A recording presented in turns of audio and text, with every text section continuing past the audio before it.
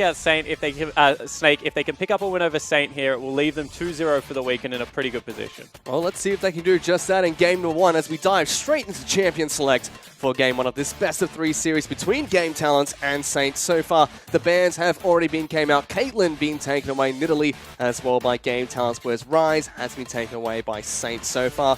Pretty standard bans coming out from here. Caitlyn, a little bit surprising. That's one that you normally see thrown at CLG. Yeah. Well, they can't be banned here, so, you know, not all that much. Means that with priority on Lucian, maybe they're looking at for a first pick. One of the things that Lucian does struggle with in lane is the range of Caitlyn. It's also why you'll see Ashe into Lucian as well every now and again, as we saw out of EDG's first game, because he really does need to be able to get in nice and close, and Caitlyn Ashe can kind of keep him back at arm's length and trade relatively effectively. Speaking of champions that I've been told do well against Lucian, Twitch will also be banned out here by Saint, as Karma is going to be the next ban coming from Game Talents, a champion that's been resurging in League of Legends, not only in the mid lane, but as support as well recently. Yeah, definitely, and now it just looks like even further that Game Talents want to bully bottom lane because they're getting rid of some of their counters there. Karma has seen a lot of players at bully support so far in this split. Also saw a game in mid lane, so maybe the double whammy there. And Rek'Sai is going to be the final ban coming out from Saint here. A jungler that has definitely become incredibly popular. You touched on him very briefly before he came into Champion Selected. The Cinderholt buffs have really helped him out. Yeah, they certainly have. Can just clear phenomenally quickly. One thing that I will say, however, is now I'm confused why March is in the lineup, because I think that Chimin is a better Graves player than March, and he's definitely a better Kindred player, so that's a little bit strange. With Rek'Sai being taken off the board. And speaking of Kindred, it's going to be picked up immediately by Game Talents as their first pick. Going to go over to Wu Shuang. He's going to be playing that champion into the jungle. We'll have to see what are the 2 picks that Saint will respond with here. And it wouldn't surprise me if it's those 2 hovers right now. I mean, Azir does have some danger of being counterpicked by an assassin right now, but Control Mage is just so strong, and with the buff to the Zhonya's Hourglass, it's not as much of a risk. Lucian is just, especially with Caitlyn off the board, the best AD carry in the bottom lane, has a great laning phase, is good towards the latter stages of the games as well. So 2 good consistent damage threats coming through, and a lot of control throughout the mid parts of the game. And we've seen a lot of Lucians go for very different builds. The Black Cleaver, Yoma's Ghostblade, the standard AD carry build path being picked up as well. We'll have to see if they lock this one in, which one XQ will go for, as it's going to be Victor the lock-in for the mid lane for Saint. Yeah, and you know, this is something that we've seen be a question mark time and time again. Who is stronger right now, Victor or Azir? They do similar jobs. You would say that Victor has better upfront damage still, even though that we move some of it to damage over time.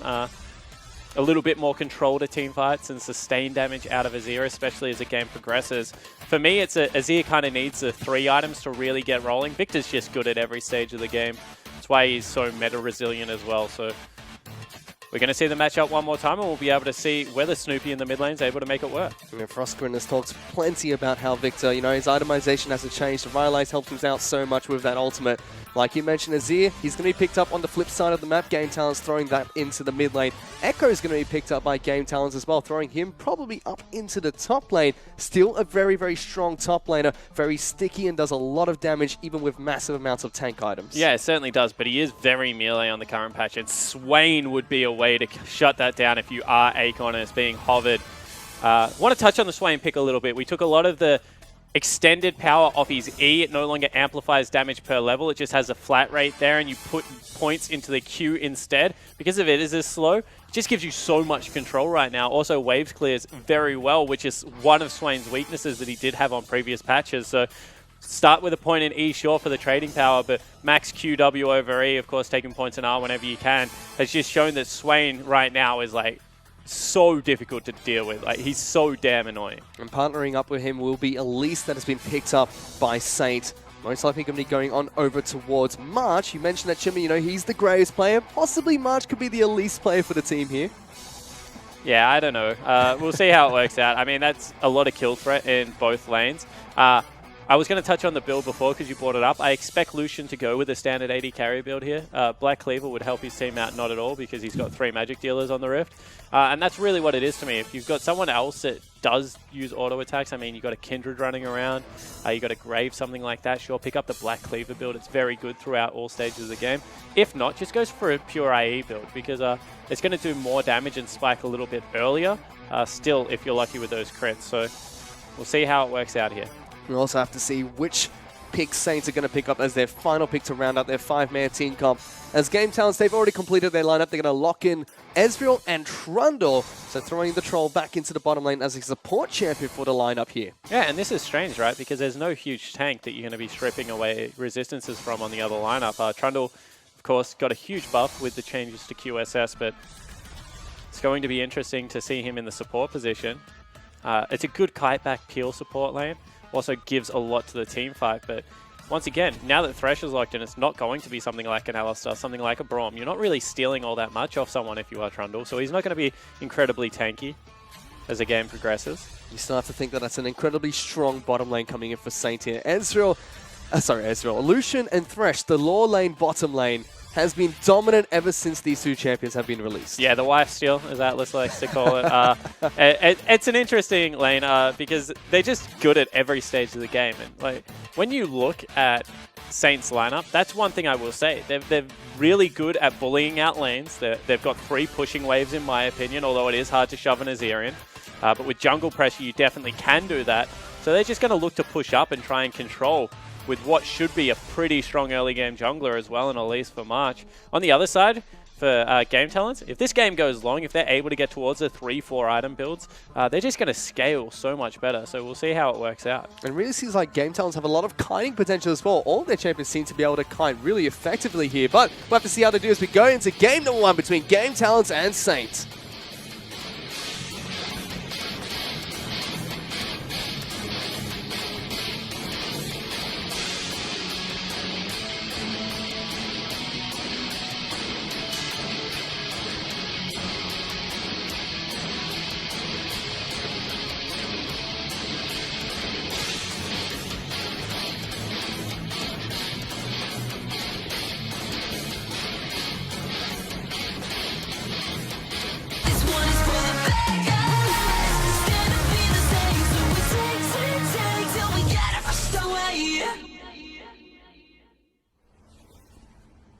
And we are back on to the red for game number 1 between Game Talents and Saint here, as all 10 members are going to load up and get ready for battle onto Summoner's Rift. We'll have to see if they decide to fan out as we normally seem to see teams do in the current meta, or decide to go for a little few of those cheeky invades and put a couple of wards down here and there in the enemy jungle.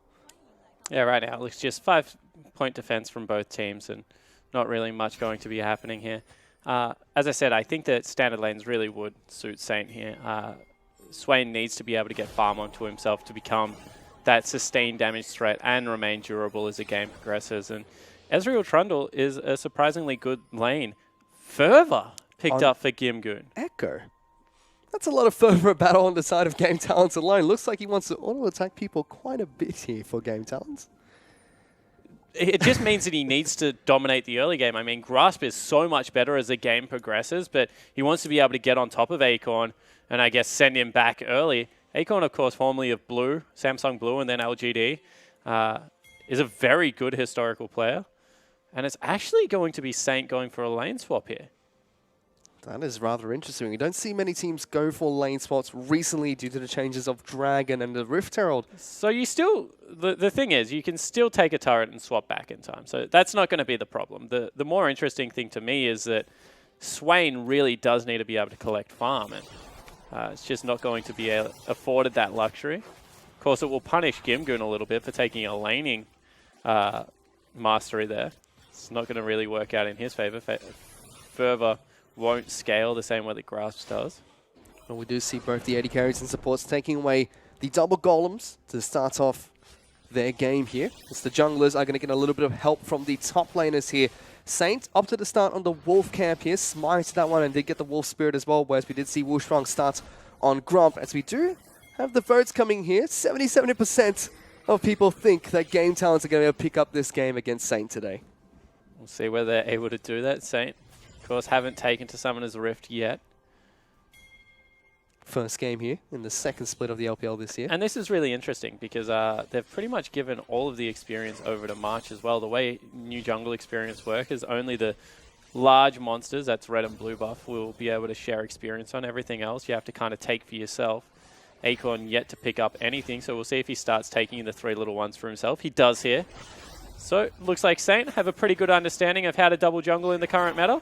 And that's something that some teams have struggled with so far. Both the top lane are still level 1 at the moment. Gimgoon and Acorn are going to start moving up towards the respective lanes to help with this 3-man push to try and take down these turrets. Gimgoon already getting some damage down on this bottom lane turret. We should see Saint do the same thing up in the top side pretty soon as Acorn. He still has yet to hit level 2. A couple more minions should be able to help him out though. Yeah, he'll be able to get there in no time. So this is interesting. He didn't pick up the 3 minions off the creep as off the first creep wave as Gimgoon did. That's why Gimgoon's able to do it a little bit quicker. But both teams have built the wave very nicely and then tanked it off turret. Of course, Ezreal, Trundle, they both have attack speed multipliers, so they're going to be able to rip through this one. Acorn being a magic damage dealer, not going to add as much help here. And it means that a slightly quicker lane swap for Game Talents will be achieved. Meanwhile, we did take a look at that mid lane really quickly. Oh, this is... Alright, so this is one thing I will say. People underestimate, like, really how much damage the turrets, like, take to kill right now. They will be able to grab the dragon at the same time here, but they lose a little bit of tempo to be able to go pick that one up. Because of it is an Infernal Drake. Probably will be worthwhile as the game progresses, but Infernal Drake doesn't really add all that much. People are going to be like alarmed to hear me say that, but it's a scaling buff. I mean, it's 8%, and right now 8% of a Duran's Blade of a tier isn't anything, right? So for right now, the immediate power just isn't there. That's why I like things like Ocean Drake and Mountain Drake at the start of the game, especially when lane swaps are coming out. Just being able to keep yourself topped up as you move between jungle camps is pretty massive. But in saying that, once the game gets to 25 minutes, if you have 1 or 2 of those Infernal Drakes up on a team, you're going to be able to take over the latter stage team fight. So it's all about what part of the game you're trying to play to, and Game Talents have that early edge. And if I'm not mistaken, the next dragon to spawn will be an Infernal Drake, as well as the Spectator was hovering over the pit earlier, which could give some incentive for Game Talents to fight for that dragon buff later on in the game. Meanwhile, we do see Republic and Snoopy battling out in the mid lane. So far, Azir's been doing a pretty decent job of harassing Snoopy wherever he possibly can. There's a couple of CS in advantage, but it's pretty even on between these two mid laners so far. And you can see that right now, Saint, they go back to standard lanes. They want to be able to match it. Actually, they don't. They send the Swain up there with Shu, so that's a little bit interesting. They're going to kind of duo lane with their top lane, and we'll see if they get dove here, because a couple of members are coming up.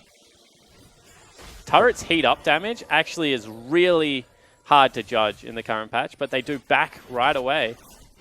Sewell was trying to land a cheeky death sentence there, was not able to connect with anybody else. March is even up onto this lane now. Now they're going to try and go for a little bit of a brawl here. Flash coming out from Acorn. March trying to get away. He's taken out incredibly low. First blood will go on over to Echo here. Game Talents punish Saint. And that is really disappointing out of Saint, because they don't sit on the turret. Instead, they sit in no man's land, kind of in between, and there's nothing they can do there. It's just an outright 4v3. And Wushang had just been flying around that jungle. He was already level 5. It picked up a dragon for his team. Now they're going to be able to get a secondary turret for themselves, all while XQ is just freezing.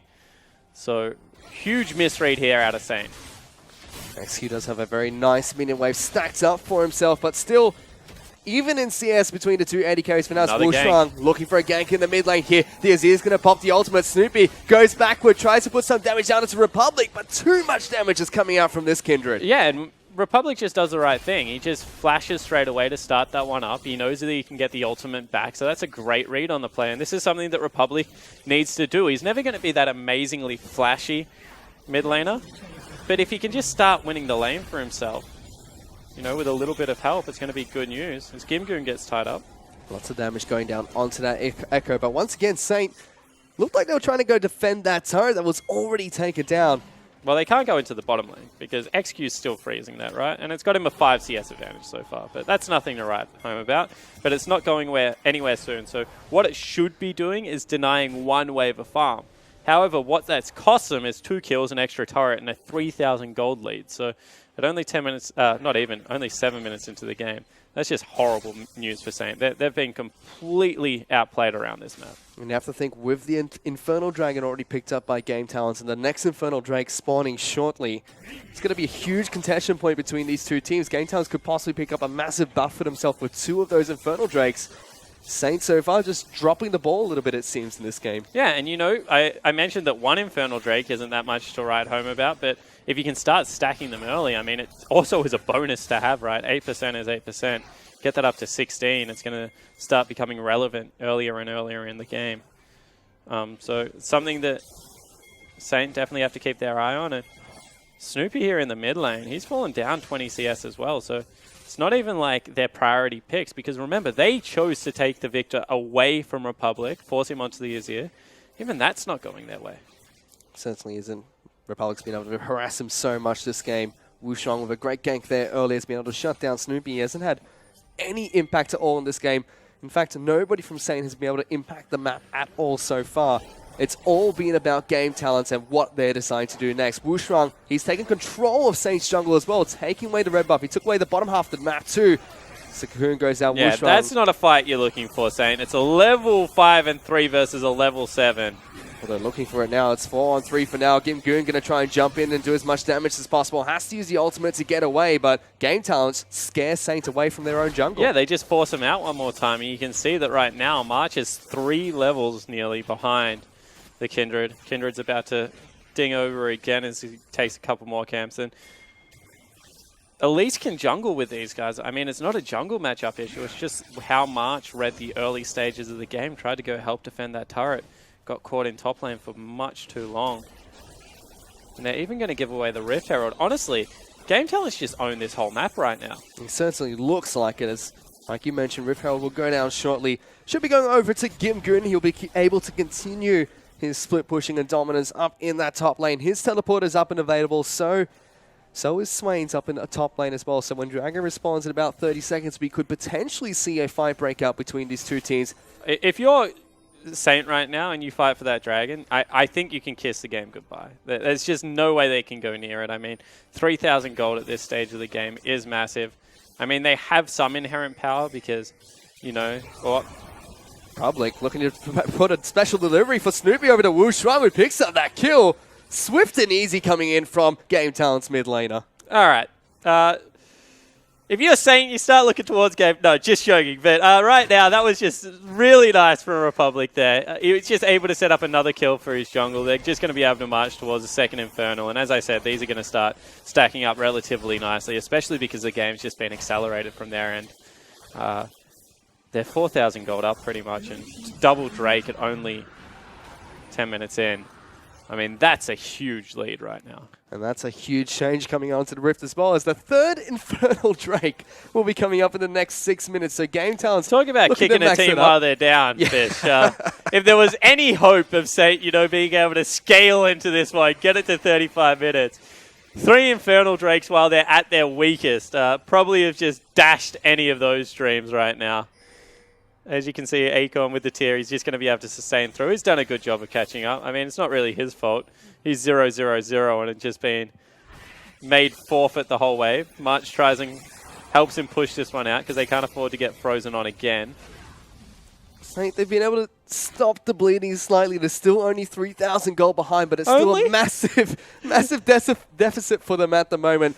The only upside I would have to say is Lucian has been freezing this wave forever, but it's only given him about 20 CS lead at most. Yeah, exactly. And, you can take that as an upside, but the way that they've had to secure that is pretty much sacrificing Snoopy's lane. I mean, putting Akon at a deficit as well. So they do have one member slightly ahead, but everyone else on the map is getting decimated as we take a look at Kindred's jungle path, and Shu's about to die maybe. He's going to get jumped on by Republic. The pillar's going to come down. True Shot Barrage not going to be able to clip him, but the soldiers are poking away at the Thresh. He's living with about 10 health here, but here comes Wushang. Flashes forward. Pentacute's the one to pick up that kill as the ultimate will come down from the Lamb's Respite, trying to keep himself alive. The tick damage from the Victor's not going to be enough to take him down, but they still get one kill for nothing. Yeah, and you could see that XQ even dashed in there, tried to get down the heal, wasn't able to make it work. So Shu will fall down. He's only level 4 right now. Easy pickings for the Kindred. What we just saw there on the jungle maps, however, is how much pressure Wushang has put on the top side of that map. Every single time he's running out of the base, he's actually making a beeline for those Raptor camps, taking them away and exerting pressure everywhere else. So, heads up play out of the Kindred right now. Is Akon in a bit of trouble? He's going to get jumped on by Gingoon. Parallel Convergence is not going to land onto the Swain. He's going to be able to walk away from that one. You can see the fervor of battle doing work, Fish. Lots of auto attacks in there. Stacking up nicely. As once again, surprise, surprise, Wushang gets a nice deep ward. That jungle just belongs to him right now. Yeah. Wushang's claimed it.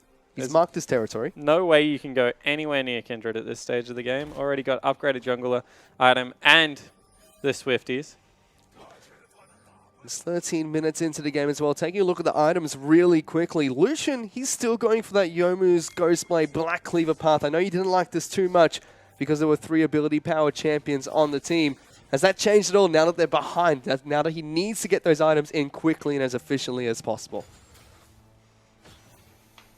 Yeah, and you know, like this is one of those things that when Saint do finally get the item power spikes that we're looking at, they will be strong. But at this stage of the game, it's just how far behind are they going to be able to get there as Acorn. Oh, it's just hard to watch right now. Yep, but just don't even go into the jungle. That belongs to Wushuang. He got the 2 little ones. That's one thing I will say. Is 44 gold goes a long way at this stage of the game. So, you know, props to Acorn there.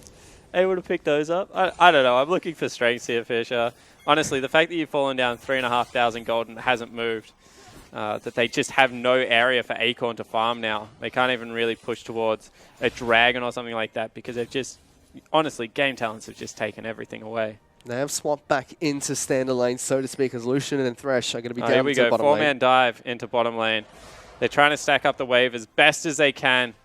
Won't be spotted out by any wards. So here comes Acorn and March. They kind of know what's happening. Savogi puts down the pillar. It's going to just be able to run away with PentaQ. So they force him off. That's actually, all right, nice proactive play out of Saint there. Looks like they will be able to pick up a turret for themselves.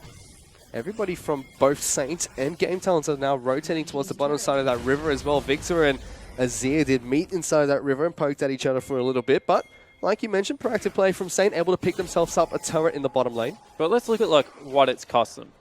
Acorn right now. We said he'd done a good job of catching up. That's now no longer true. He's 50 CS behind. Their jungler just hasn't had a major camp in so long. Sure, March is being able to pick up like minor camps.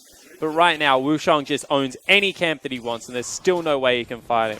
Even in the mid lane, 30 CS is the advantage. And 3 assists. Like, the whole of Game Talents is just so much exponentially stronger than their counterparts, with maybe the exception of PentaQ versus XQ. But Lucian's, you know, just not going to be able to do all of that much damage. He's not going to be able to carry the game at this stage, especially against Azir, who's always been great at keeping him at that arm's length. And doesn't even have his massive item power spike with the Black Cleaver not yet completed. Yeah, and I'm confused about that because, you know, we mentioned that it's great. It's kind of more of a team-based item. It does do good damage because of the shred. I mean, you nearly even do true damage onto some carries at the earlier stages of the game. And sure, there's some cheap armor items like an Iceborne Gauntlet being picked up by PentaQ right now, so it will do a little bit of work. But I just feel like if you're in a position to hard carry a game, you want to have third item and Infinity Edge, throw caution to the wind and just be able to take over. Not the CDR build, although it does still have merit.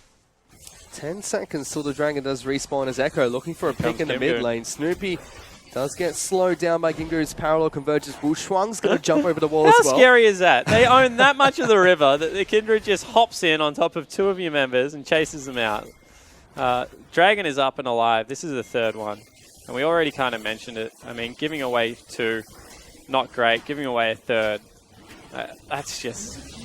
This game can't go late now. Somehow Saint has to have a miracle Baron play and be able to claw this one back, because if this goes late, they're in a lot of trouble. 3 Infernal Dragons in a row, and now the Mountain Dragon's going to be spawning next. This is recipe for disaster for Saint at the moment. One thing I will say is, you know, maybe Ezreal, he goes for something like Iceborne Gauntlet, Manamune, and then Bork build. So he's not going to have the most AD to, you know, add 8% onto. So maybe he's not the best carry with it. Same with Azir. He's going to go for something like a Nash's Tooth. Did he? No, he didn't cleanse. That was the E. He's going to go Nash's Tooth into something like Abyssal. So once again, not a huge amount of AP, more about penetration in that build. On hit out of Kindred. So I don't know. I'm looking for bright points. As far as if you want to give 24% stats extra to a team, it probably is this Game Talents lineup, but it's still not great. I'm taking a look at Saint for now. They still haven't been able to catch up in the top lane. Acorn still very far behind in CS. March still having a lot of troubles. Snoopy on your screen, still having a lot of troubles as well. He's 30 CS down against Republic's Azir for now. Only Lucian on XQ has been able to keep up. He still has yet to complete his Black Cleaver, though. Should be able to pick it up on his next realistically, he hasn't back. kept up because he's a kill down, he's an assist down, and he's 3 Drakes down. So, you know, you can say that he's farming on the clock. Sure, I'll accept that. But they've put so much in to ensure that he's able to do that and pretty much sacrificed everyone else on the team. Pretty much. Saint, though, still able to stop the bleeding slightly. They're only 3,000 gold behind. I said this about 10 minutes ago as well when they were still 3,000 gold behind. So if there's any saving grace, is that they're not slowly getting snowballed out of control. But Game Talent still controls Summoner's Rift at the moment. They can go wherever they like and set up anywhere they like as well. Yeah, exactly right. And I just don't know what a winning team fight for Saint looks like right now. I mean, taking away blue buff, it's not just a mana regen, and that's 15% stats. See, Republic gets chunked out a little bit. Is he going to fight for the blue buff here? Wushuang able to snipe that one away. Or smite that one away, I should say. Spencer gets a little bit of chip damage down onto both the Elise and the Victor as they're going to run back towards their towers into the defense of their side of the base. The rest of the team coming in from Game Talent's going to group up in the mid lane. Gimgoon once again using the parallel conversion, trying to look for a pick in the mid lane. Not able to find one though. So they have pretty good anti-siege here, Saint. I mean, they have the wave clear out of Swain. Oh, they got a red buff. They have the wave clear out of Swain, out of Victor. I mean, even Lucian's culling is going to come in handy there. They don't really have that much else.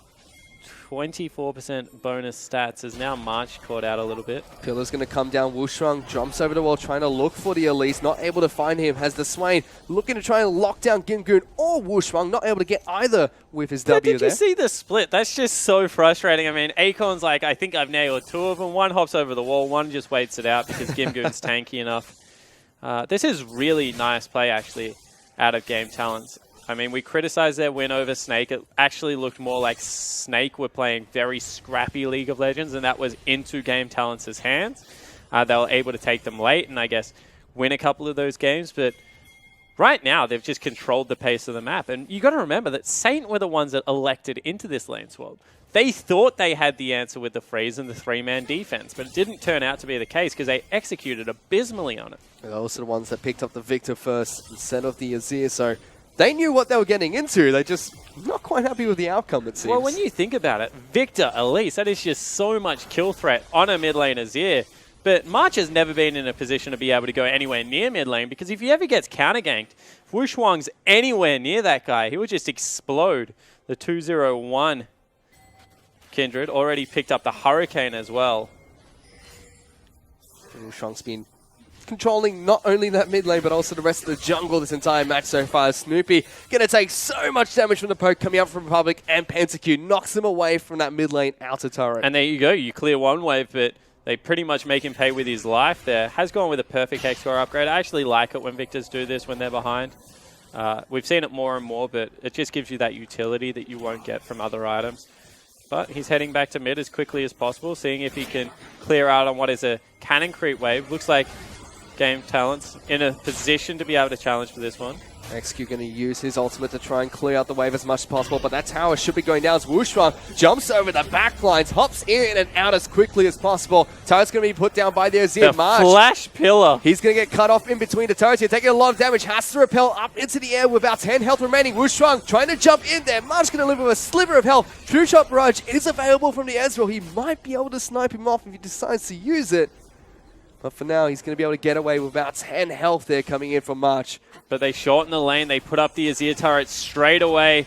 They're looking to siege in more. They're not done yet. Gimgoon was looking to try and jump in onto someone, put the parallel conversions behind the turret. Another pillar is going to come down. Snoopy, once again, taking so much damage coming in from the soldiers. XQ flashes in with a hook. Wushuang's been taken down. He couldn't use his ultimate. Now Savoki, he's going to get jumped on by the remaining members of Saint. They find 1 kill, but XQ has to flash away with 10 health. So does Acorn, getting over the thick part of the wall. But Saint, they find 1. Yeah, so they get a kill. They lose 2 turrets. And, you know, that was a perfect storm of things to happen for Wushuang to fall down without using his ultimate. So, you know, got to give a little bit of credit to Saint, but the ship is starting to sail already, Fish.